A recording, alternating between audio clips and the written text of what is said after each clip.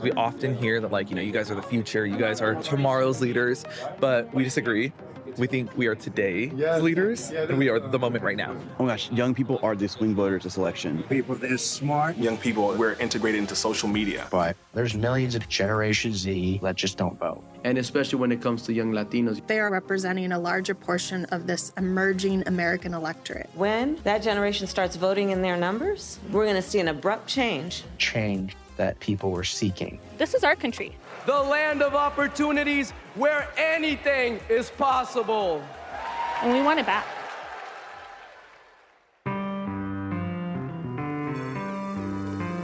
From Futuro Media and PRX, it's Latino USA. I'm Maria Hinojosa.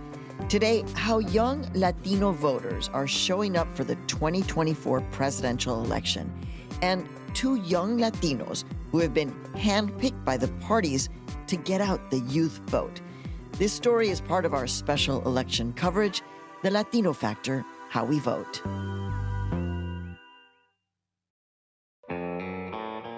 As we get to the very end of the 2024 political campaign cycle, and folks across the country already begin to cast their ballots for president. I wanted to make sure my vote was going to count. Campaigns are going to get concrete evidence of what strategies worked and what flopped. And this election is a landmark moment because 17.5 million Latino voters are expected to turn out, and 1 out of every 5 will be voting for the very first time. This is my first election. I'm very excited. And both the Harris and Trump campaigns are going to see if they've made inroads with one of the most consequential and emerging electorates, young Latino and Latina voters. Our producer, Monica Morales Garcia, has been on the ground in California and traveling throughout the country virtually, speaking with young Latino voters. And Monica is here with me now. Hey, Monica. Hey, Maria. So, Monica, you're based in Southern California, and you've been looking into how both campaigns, Trump and Harris, are working to make gains among young voters. So tell us a little bit more about how they're doing this very specifically. Yeah, for sure. To start, both campaigns are using the tried and true techniques of organizers on the ground. You know, typical stuff, door knocking, tabling, putting on rallies. And when I hung out with young Democrats organizing in California, they were excited to vote for their candidate. Really excited to have Kamala be on the ticket. I think people of color want to see someone that looks like them. And also young Republicans organizing, they were pumped. Trump's winning for sure. Yeah. Oh, yeah, he's winning. He's winning. And both campaigns are facing similar issues. Only about half of young eligible voters actually end up voting, and that's a high turnout. So in order to get the vote out, both campaigns have joined social media sites like TikTok, a platform that nearly 50% of all Latino adults use. What do you have to say to the American people? We are not going back.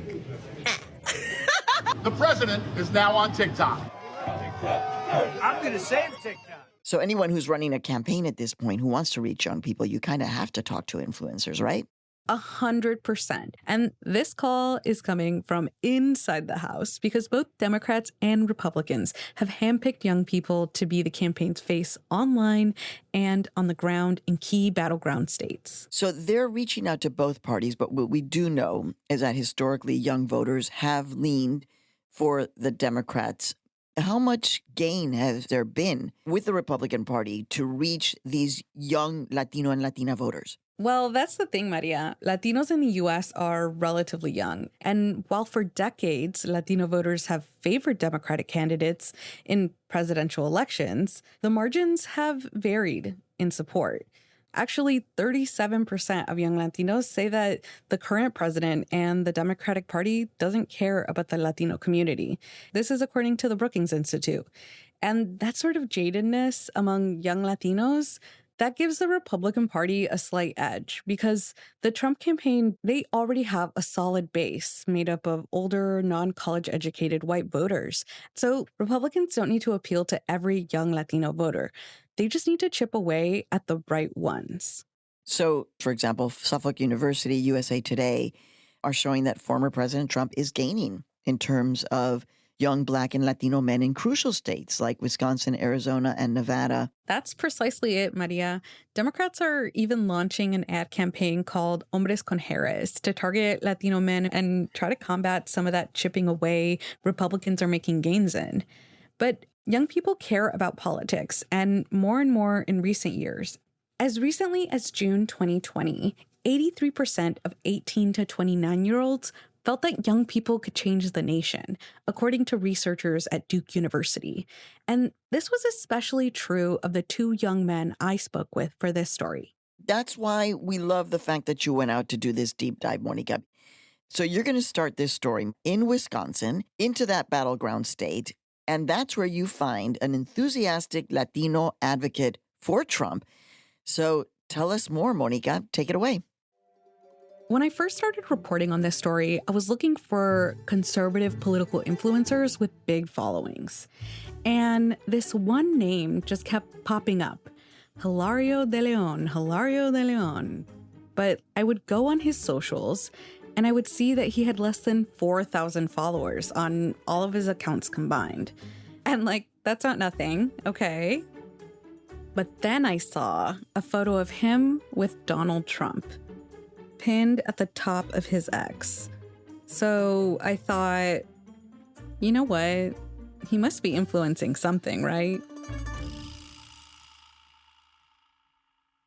Despite not having a huge online presence, Hilario was handpicked by the Trump campaign in 2020.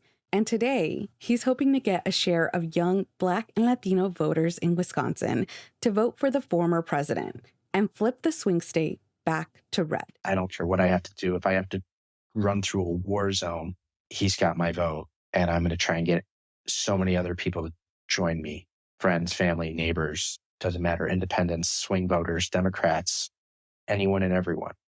Hilario is 23 and the chairman of the Republican Party of Milwaukee County, representing almost 1 million people. I'm the youngest chairman that has ever been elected in the Midwest, and I am the first Latino chairman.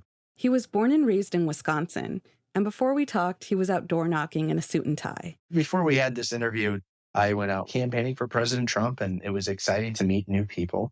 Along with being chairman of the Republican Party, Hilario also works as a ballot chase manager for Turning Point Action. That's the far-right nonprofit youth group aimed at turning out the Republican-leaning and undecided vote. In recent elections for the Republican Party, they see that their biggest inroads to getting Latino support is to focus on young men of color. This is Cristina Bejarano, a political science professor at Texas Women's University. Her work focuses on how race and gender shape and influence our current electoral environment.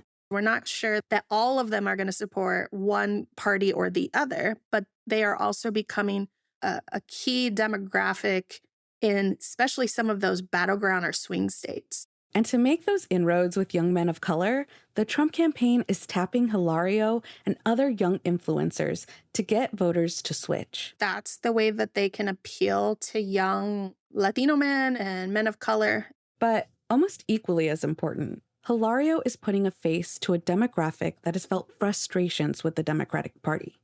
Trump himself spoke about it recently. And I'll tell you what, any African American or Hispanic that votes for Kamala, you got to have your head examined because they are really screwing you. And it's people like Hilario that Trump's campaign is trying to get. So despite his small following, Hilario is making some noise in the online world. This past year especially, it seems like he's popped out of nowhere, but is now showing up as the face of Wisconsin's Gen Z party leaders. He even landed a profile in Politico, the political news site, with the headline, "What you're doing in Milwaukee might actually end up saving the entire civilization." It seems that I'm somewhat becoming an influencer within the party itself. And he told me he's even started to get noticed by strangers. Was at an event and I could hear my name being mentioned, and I looked over and the lady had her phone. I could see my profile picture and an article about me. So I went over to say hello. Hilario has been able to achieve a lot in a short amount of time. I don't know, I think about it every day. Like I'm a part of history. I'm writing history as we speak. It was only 4 years ago, back in 2020, that he lost his job as a dishwasher and made the career change into politics. I lost my job because of the governor's decision to shut down the state. I was really upset, was angry. I could say I was depressed because it's like, what am I going to do for work? He was 20 years old, never went to college, and lived on his own. And so I was literally sitting at home. I had a cat. He's looking at me. I'm looking at the cat. And I'm just like, well, shit. Got a lot of free time on my hands. Might as well try out politics. Before now, Hilario had never worked in politics. He had no connections. But for years he had, and still does, do Civil War reenactments, and is partial to playing Captain Robert Todd Lincoln, the eldest son of President Abraham Lincoln. But other than that, he wasn't connected to anyone in politics. And to his admission, he was just a boy from the south side of Milwaukee. When I look at someone like Senator Vance, I can relate to a lot of what was going on in his life. In 2001, Hilario was just a 5-month-old baby in foster care and was eventually adopted by a white couple who couldn't have children of their own. His biological Mexican father left for Texas. His mother was dealing with a drug addiction. There were struggles. There was always struggles going on with family. When he was 5, his adopted father committed suicide, and he has since been raised by a single mother. They fought a lot, Hilario tells me, but in June 2015, when Trump came down the escalator to kick off his bid for the Republican presidential nominee at Trump Tower in New York City, they found common ground. I was watching Fox at the time, and I already considered myself a Republican. I was only 14 at the time. I couldn't vote. Whoa, that is some group of people, thousands.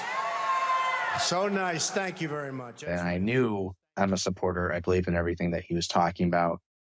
At the time, he was a freshman at a private Catholic high school, whose student body was almost 60% Latino. And to his recollection, most of the other kids had very different political views than him. I was the only Trump supporter in the entire school that I know of. So when Trump had his first rally in Wisconsin, he and his family went. And there was a lot of viral moments that came out of that rally. A young woman protesting the Trump rally hit a Trump supporter in the face. And then someone in the crowd pepper sprayed the young woman. It was chaotic, and there were a lot of cameras. The incident made headlines nationwide.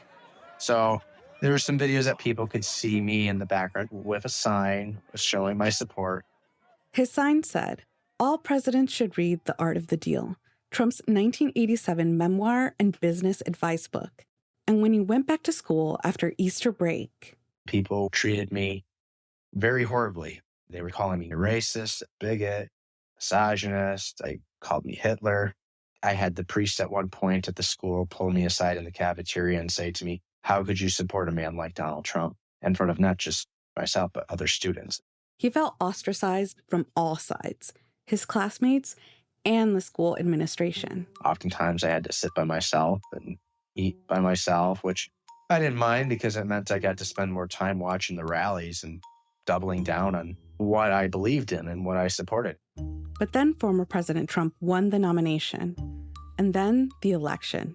And I proved him wrong. Hilario finished high school somewhere else. The private Catholic school asked him not to return after his sophomore year because of his grades. They say it was because of my algebra skills, but I think it was politically motivated. He graduated in 2019, but less than a year later in 2020, he was living on his own, and things felt as though they were falling apart. This is when everything got shut down because of the pandemic, and he was quickly realizing he couldn't afford his place. And around the same time, the DNC was supposed to happen in Milwaukee. What would have been the biggest event the city of Milwaukee hosted is now scaled back to a mainly virtual DNC. I started to look it up online and see what events were going on. So, with nothing else to do and an overwhelming sense to prove everyone wrong again, he began to organize. Organize a counter-protest rally called the Wisconsin for Trump Rally. And so even though it got shut down because of COVID, The Trump campaign had gotten wind of me volunteering and doing this all on my own. And so someone from the Trump campaign had contacted me and hired me as a field organizer. Hilario worked for the Trump campaign starting in 2020, and although he was employed, he still had troubles. Hilario's home life wasn't perfect, and when he was in school, he felt like an outcast. But within the Republican Party, he began to feel welcome. He would attend events to be part of something bigger than himself. In the following years, he continued to work with the GOP, even landing a spot as a state party staffer for 2 years, and becoming the chairman of the county GOP soon after. As he spent more and more time involved with the party, his ever-growing feeling of belonging was all solidified weeks before the 2024 RNC. Turning Point Action, close allies to former President Trump, made sure that Hilario got to meet the former president for the first time. They say never meet your heroes, but I think that's a bullshit statement when it comes to President Trump. The hell that I've been put through, and then to have that opportunity, so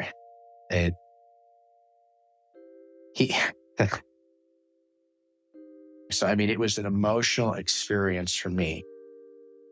Hilario was nervous, but mostly excited. Announcers introduced his title and name, like a duke meeting a king.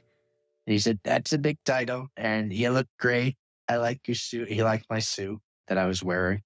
He doesn't like sloppy dressers. And then he turned to me and said, "So, how's it looking in Milwaukee?" And I explained to him everything that we were working on. He's saying, "That's great. That's amazing. Excellent. Exciting to hear." And he ended by saying, "We're going to have to get you out to Washington, D.C. And then he shook my hand and thanked me for everything that I was doing. And I was on my way. The interaction didn't disappoint. It solidified his belonging to the Republican Party. So this election, and the last, media has been questioning what could be influencing men of color. I had that question too when I spoke to Hilario and hung out with some young Republicans in California. After all, the New York Times recently reported that young men of color aren't really offended by the racist dog whistles that might turn off other voters of color. In fact, young men might even be entertained by it. I think for young men in particular, it's part of a broader angst that they feel, this struggle, this effort to figure out where do you fit in. This is Renee DiResta. She's the author of Invisible Rulers, The People Who Turn Lies into Reality, a book about political influencers. She's also a former research manager at Stanford Internet Observatory. What does it mean to be a man? What role models do you have? There's there's an irreverence and a humor and a funniness to some of it. There's an irony. And I think if you scroll through Hilario's X, you can see how funny he finds Trump. And in person, Hilario himself is kind of a goofy guy. My cat's giving me the stink eyes. As the Latino electorate continues to grow, we'll surely see more Hilarios pop up. But for now, he's still kind of an anomaly. He's not your average young Latino voter. Adopted by white parents and ostracized for his political beliefs and looking for a place to fit in, he found a home in the GOP, where he was welcome with open arms. And like I said, Republicans don't need every young Latino voter. That's the Democratic base. They just need to find the anomalies, the Hilarios. And Hilario de Leon, he's out there almost every day, ready with open arms to welcome any young man who has ever felt like he has. Still a lot of work that needs to be done. I won't know if we're successful until after the election. Even, God forbid, we lose. If we see an increase of support and votes, that means that we're on the right track. Coming up on Latino USA, we hear from another young Latino, this time from across the aisle. We're going to find out what he's doing to get the vote out to his 14 million followers. Stay with us, no te vayas.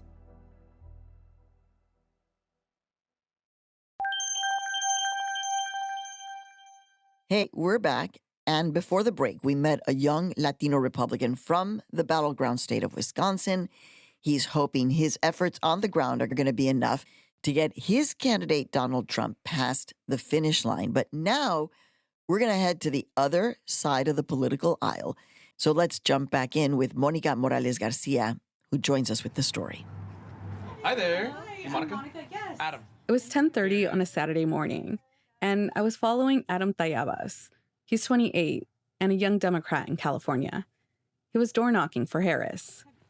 Have you noticed any shift to the right with any of your Latino male Yes. relatives or friends or Unfortunately. acquaintances? Yeah.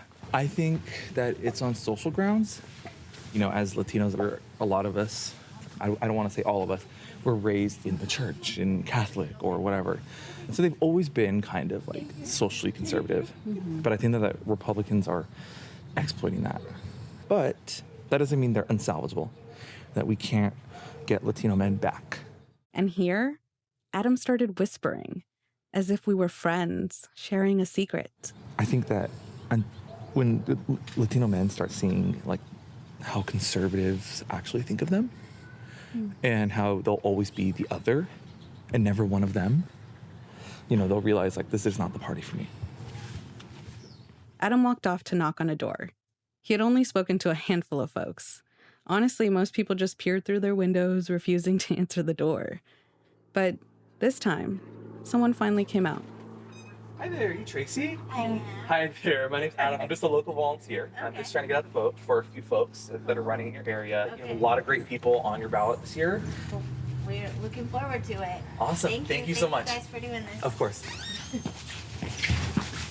She was nice. Yes, it's fantastic. I love when we get good people.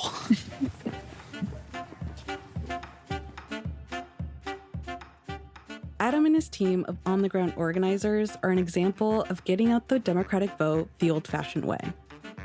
The day I canvassed with Adam, he and his team aimed to knock on 1,000 doors for Vice President Harris.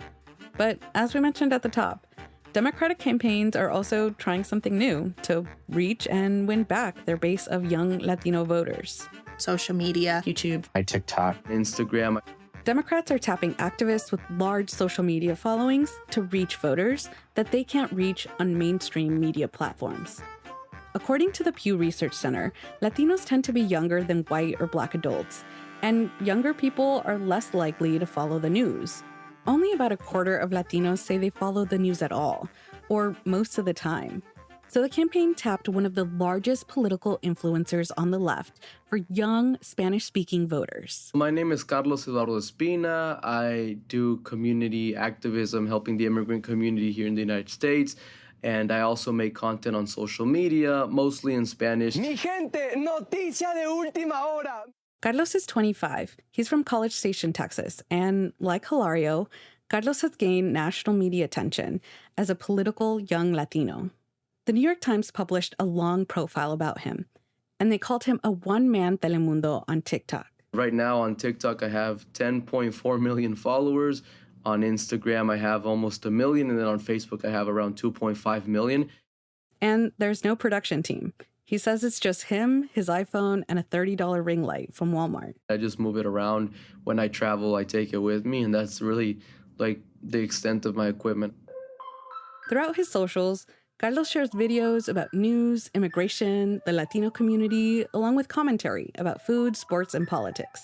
And like countless other young people, 2020 was essential in Carlos's political evolution. ¿Quieres hacerte ciudadano en los Estados Unidos? Te digo cómo.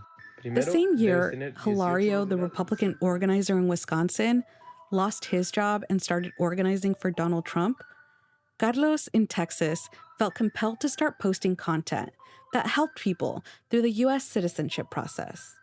I was about to graduate college, and my goal was to work for a nonprofit organization in Texas that does refugee resettlement. But because of the pandemic, things fell through. Like Hilario, Carlos was left sort of directionless, not knowing where to go next. And that's when a nonprofit reached out to him to help him teach citizenship classes online. And then slowly started trying on TikToks. And then after I ran out of content on citizenship, started branching out to just politics, news, social issues. Razones por la cual Donald Trump es un buen presidente. No hay ninguna. Perdón, no hay ninguna. Sorry. But Carlos doesn't think of himself as a journalist. He's more of an advocate, and he's spreading information he thinks will be useful. and viral.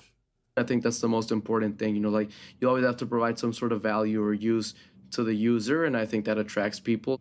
It's been working for him. Back in February, when Biden was still the Democratic candidate, the White House found out about all the work Carlos was doing via his socials. They invited me to meet with the White House digital communications team. At the same time, polling was showing that young Latino voters were pulling away support from President Biden. So Carlos was needed more than ever to draw people back into the Democratic Party. And then they just started inviting me back for other events, started building relationships. And like Hilario, Carlos got to meet with the president. They even made a TikTok together. Today's a historic day, two executive actions that are going to benefit many people in our community. Carlos and Biden teamed up to promote two actions by the White House, one providing some mixed-status families with a path to permanent residency, and another to facilitate employment authorization for DACA beneficiaries. It was a big moment in Carlos's short life as a political influencer. I wanted to say thank you because, like I said, I'm a U.S. citizen, but some of my best friends are undocumented, and they went to college. Some of them even have PhDs, and this is going to be really huge. So thank you. It is huge. We need them, man. We need them. We need them. Look, we are a nation of immigrants. That's what built this country. That's who we are. That's what makes us the most powerful nation in the world. The TikTok video of Carlos and Biden has 16 million views, 1.4 million likes, and 75,000 comments, mostly congratulations in Spanglish. He tells me his audience is first and second generation Latinos. So if he's in an area with a large immigrant population, it's more than likely that he'll be recognized. We're literally just now 5 minutes ago, the cleaning lady in the hallway, she's like, "Oh, I know you are from Guatemala." So it happens pretty often. And Carlos has always been close to the Latino community. His parents are both immigrants. My dad came to the United States in the 80s when there was a dictatorship in Uruguay. His father was getting his PhD at Texas A&M University and met his mother on a trip to Mexico. And together, they moved to the U.S. But then in 1997, my mom got deported. And for 5 years, his family was separated. But eventually, they were able to reunite. Thankfully, today, both my parents are U.S. citizens, but I still think it's important to advocate for those people who still haven't been able to achieve that dream. It's because of his lived experiences with deportation that Carlos has always been politically active. I first got interested in the 2016 campaign after Trump made his comments about Mexicans and immigrants. Around the same time Hilario was being drawn in by the Trump campaign in Wisconsin, Carlos felt a call to advocate for immigrants. I started organizing around that, pushing back on that narrative when I was in high school, and then I kept that all through college. He was the 2020 Student Association president at Vassar College in New York State, and he just finished law school to be an immigration lawyer. So it wasn't something new for me. Obviously, I've taken it to another level. You could say that. This year, Carlos was one of 5 social media influencers to secure a powerful speaking slot at the DNC. To be pro-immigrant is to be pro-America. And that's why Kamala Harris understands this too. And that's why, once elected, she will reject hate and find solutions that make our nation stronger. So let's get her elected. Let's get her elected. And God bless the great state of Texas. Influencers at the convention were part of the Democratic Party's attempt to adapt to today's culture of news consumption, and also to reach the emerging young Latino electorate they need to keep their base. Funny enough, legacy media or journalism was actually complaining a little bit about the difference in where they got put versus where the influencers got put. This is Renee DiResta again. She researches the impacts of political influencing in our modern democracy. She says that there's not a future where we don't continue to have influencers in politics. The term came out of marketing, actually. The influentials was the original name. Brands began to realize that some people on the internet were just really great at selling stuff. And then you wound up with political influencers as political campaigns realized that the same sort of capacity for persuasion that could help somebody decide to buy a pair of shoes could be used to help somebody decide to vote for a particular candidate. Carlos's relationship with the White House began with President Biden. But since he's dropped out of the race and Vice President Harris has entered, Carlos is on board. And the Harris campaign is happy to have him. They've also made a TikTok together. Straight up, why should Latinos, why should people in my community vote for you? Well, there are many reasons. First of all, I'd say first point is that I strongly believe none of us should ever take ourselves out of the ability to weigh in. And one of the ways you weigh in about the future of your country is to vote.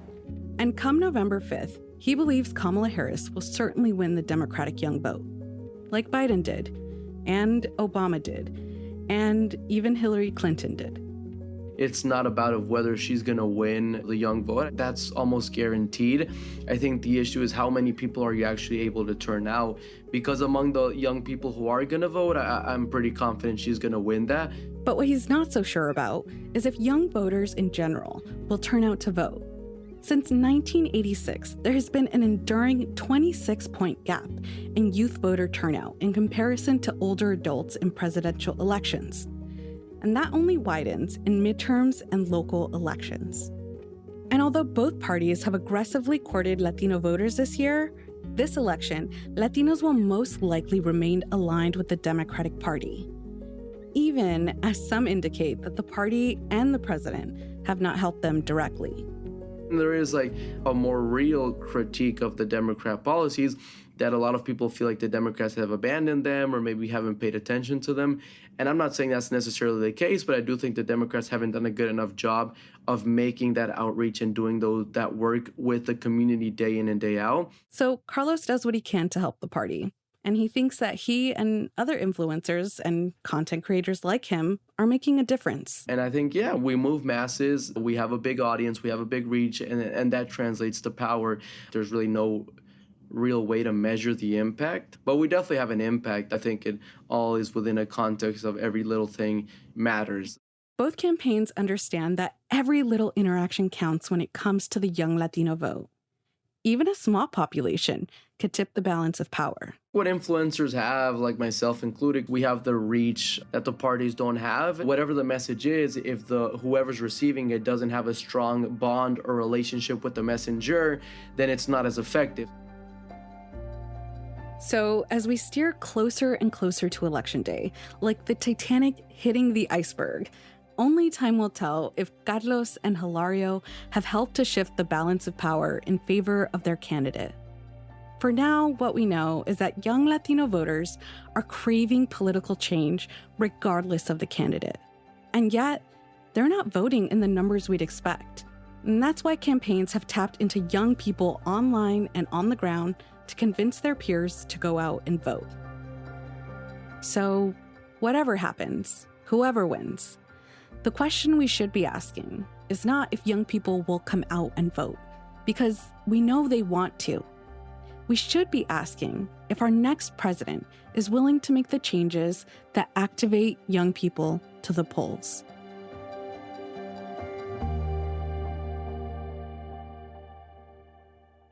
Dear listener, can you believe it? Today's show is the last part of our special election coverage for the 2024 presidential election. It's called The Latino Factor, How We Vote. Well, it's going to be The Latino Factor, How We Voted. So truly, how could we have imagined that a year ago when we launched this series, that we were kicking it off with a sit-down, face-to-face interview with the woman who back then was simply the vice president, but who would end up at the top of the Democratic ticket, Vice President Kamala Harris. Part of what is wrong right now with what is happening in our country is there is some perverse kind of suggestion that the strength of a leader is measured based on who you beat down instead of who you lift up. Over the past year, we hit the ground from San Diego all the way to New Jersey to try to tell stories that reflect the nuances of Latino and Latina voters and explain the distinct policies and issues that we care about most. Those would be the economy, gun control, reproductive justice and abortion access, housing, foreign policy, disinformation, and, of course, immigration. All of it, we brought it front and center in the Latino Factor and talked about how this shapes us as a country as we get prepared to vote. So from all of us at Latino USA, stay tuned for next week when we'll have a special Election Day coverage program, and we're going to dig into what to expect from the next president of the United States of America. Y como siempre, no te vayas. This episode was produced by Monica Morales Garcia. It was edited by Mitra Bonshahi. It was mixed by Gabriela Baez, with engineering support from JJ Karubin. Fact-checking for this episode by Roxana Aguirre. The Latino USA team also includes Julia Caruso, Jessica Ellis, Victoria Estrada, Reynaldo Leaños Jr., Stephanie LeBeau, Luis Luna, Glorimar Marquez, Marta Martinez, Noor Saudi, and Nancy Trujillo. Penile Ramirez is our co-executive producer. I'm your host and also co-executive producer, Maria Hinojosa. Join us again on our next episode. In the meantime, you know where to find us on social media, and I'll see you on Instagram. And remember, no te vayas. Have a good one. Ciao. Latino USA is made possible in part by Skyline Foundation, the Tao Foundation, and the Ford Foundation, working with visionaries on the front lines of social change worldwide.